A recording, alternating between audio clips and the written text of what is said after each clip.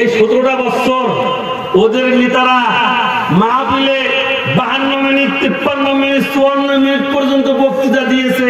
আমরা সাইতে বসে বড় বড় মুফাসসিরদের ওয়াজ শুনেছি। কথা বলেন ঠিক কিনা আমার ভাইরা?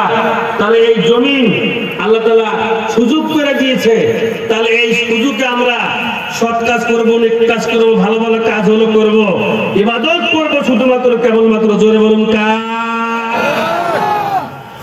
সম্মানিত ভাইরা আমার, ভালো করে কান লাগান, যেহেতু ইবাদত হবে আল্লাহর, আল্লাহ ছাড়া কাউরে ইবাদত করতে পারি না।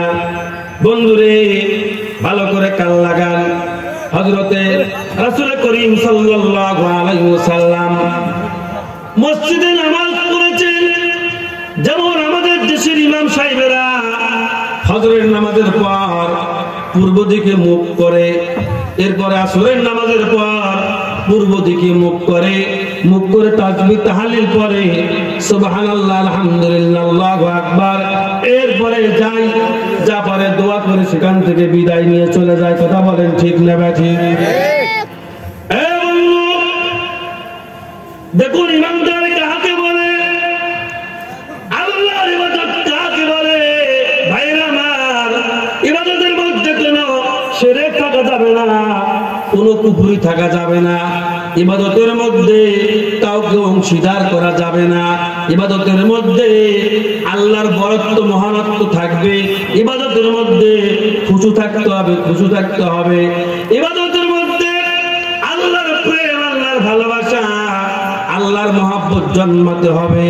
আল্লাহ পাক বলেন, আমার ইবাদত করতে করতে ওয়াবুদ রাব্বাকা হাত্তা ইয়াতিকাল ইয়াকিন, আমার ইবাদত তুমি যতই করতে থাকবে, আমার ইবাদত যদি তুমি তোমার পারিবারিক জীবন, সামাজিক জীবন, রাষ্ট্রীয় জীবন যদি সহি ইবাদত করতে পারো, এই সহি ইবাদতের বদলে আমি আল্লাহ রাব্বুল আলামিন তোমার আব্বাকে, তোমার আম্মাকে আমি আল্লাহ মাফ করে দিব। ভাইয়ের আমার, ভালো করে কান লাগান। বন্ধুরে, মাথা শুধু আমার গিজ করতেছে, মনে করতেছিলাম লম্বা একটা সময় পাবো, কিন্তু হবে না। ইবাদত কাকে বলে রে বাবা? একটু ভালো করে শুনে যান।